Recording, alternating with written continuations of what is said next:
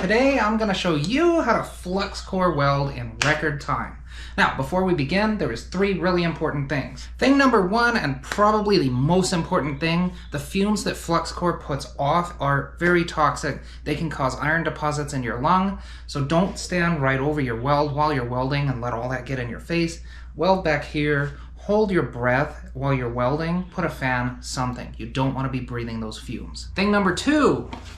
Wear gloves. These are $6 at Harbor Freight. There's no reason for you not to buy them. They really protect your hands against heat really well. Thing number 3, this ain't metallurgy. This is how to weld. So we're not going to go over metallurgy. It's how you get a decent weld for home use. So let's jump right into it. I just happen to be making a table, so we're going to fit our corner pieces together here. Our first step is going to be to lay a tack weld down. Your machine probably has settings on them. Just pay attention to those.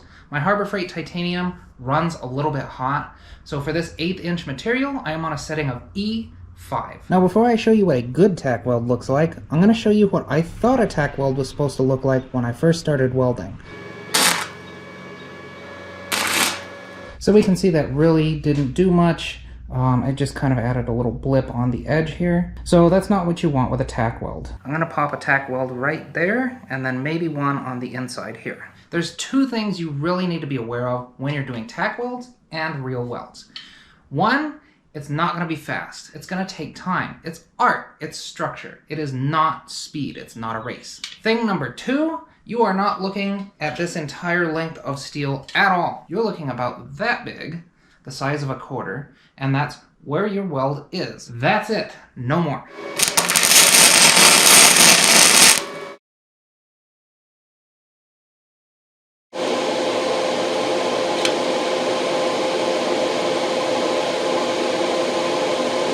So see on this tack weld right here, it's perfect. We have a full penetration. We had liquid metal right there, and this is what it should look like every single time. So now all that's left is to bridge this gap right here. So now the distance we have left to weld is roughly 1 inch. So how long do you think it's going to take for me to weld 1 inch?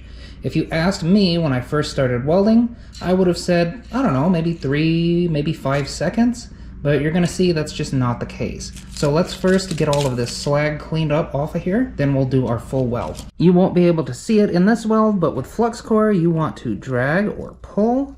With other techniques like TIG you do want to push, but with flux-core, because it slags, you want to drag. So my technique will be strike an arc, wait for a puddle to form, and then you can either zigzag all the way down the seam, you can loop-de-loop, not that big, but you can loop-de-loop all the way down the seam, or you can just sit there and slowly drag it back. Any of those will work just fine. So now keep a lookout for those things and we'll get into this weld.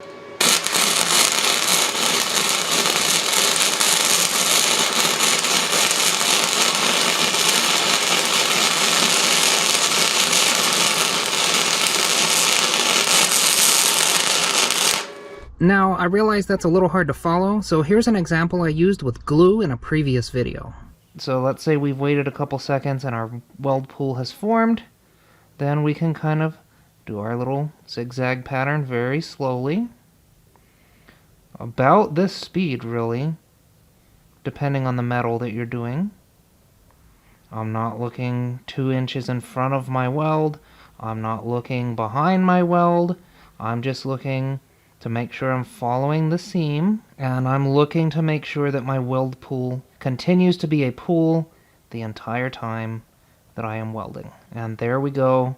We've met our tack weld, and obviously this is glue, so it's not going to just stay there, but that's what we got. Once we brushed off all of the slag on top, you can see this is a pretty decent weld. It's not perfect, but it's okay because I'm going to grind this. It's a tabletop, and I don't want the welds visible on this particular project. You know what they say, grinder and paint makes you the welder you ain't. And if you take things too far with a grinder, you can always build it back up with a welder. Think of it as a second chance, and a third chance, and a 4th chance. Now what's important to note with MIG and TIG welding, but not flux welding, is torch distance. So the distance between your torch and the workpiece. This is a term called stick out. With flux-core it doesn't matter because there is no gas flowing through there.